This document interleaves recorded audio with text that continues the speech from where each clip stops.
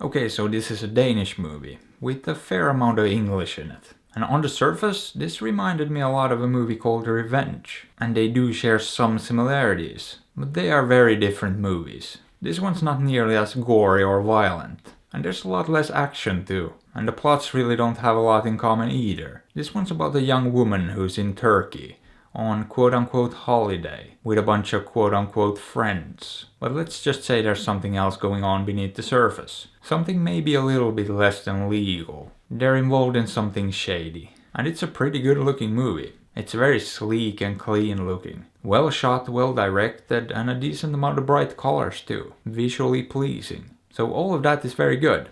And I can't say I had any issues with the acting either. It looks and feels like a very competent movie, and in a lot of ways it is. Now here's where it gets a bit complicated, because I'm a bit torn on this one. And that's mainly because of the story and the plot. And I have no idea how I'm supposed to explain this without going into spoilers. It's a tricky one, but I'm gonna do my best. Because, well, there's essentially only two things going on. And for most of the movie I thought the main plot was about one of them. The one thing that seemed to be in the forefront. That seemed to be driving the story. But turns out it's really not. That has actually very little to do with it. And what I thought was just a side plot turns out to be the main plot. Which then explains why I was kinda bored by the first half or so. Because not a whole lot happens with what I thought was the main plot. It really seems to stagnate and meander. It doesn't seem to go anywhere. But that's because it's not the main plot at all. And it's not really supposed to go anywhere. It's just more there as a framework. And there to give some context to the actual plot. Now here's the problem with that. I'm not sure if it's intentional or not. If they meant to mislead me and then pull a switcheroo on me. Or if I was supposed to realize what the main story actually was. From the beginning. And if it was intentional, it was pretty clever. I gotta give it that.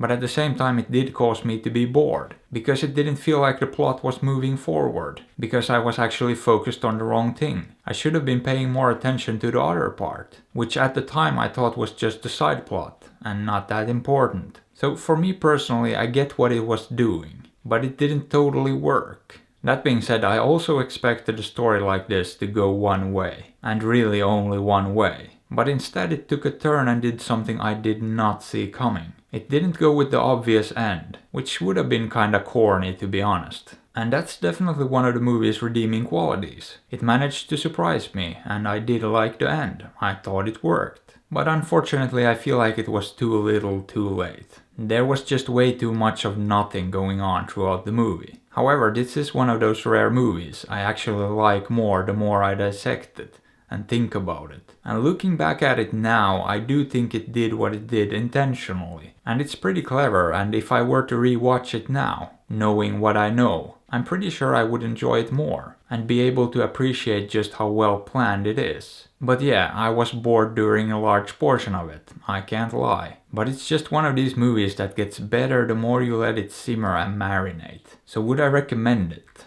Maybe, probably, I don't know. Make up your own mind. I'm not your dad. But I am trying to sell out, so consider liking, subbing, hitting that bell and supporting me on Patreon. Because I really need to buy a villa in Turkey. And hey, why not drop a comment below or check out another review? I'd appreciate it. Thanks.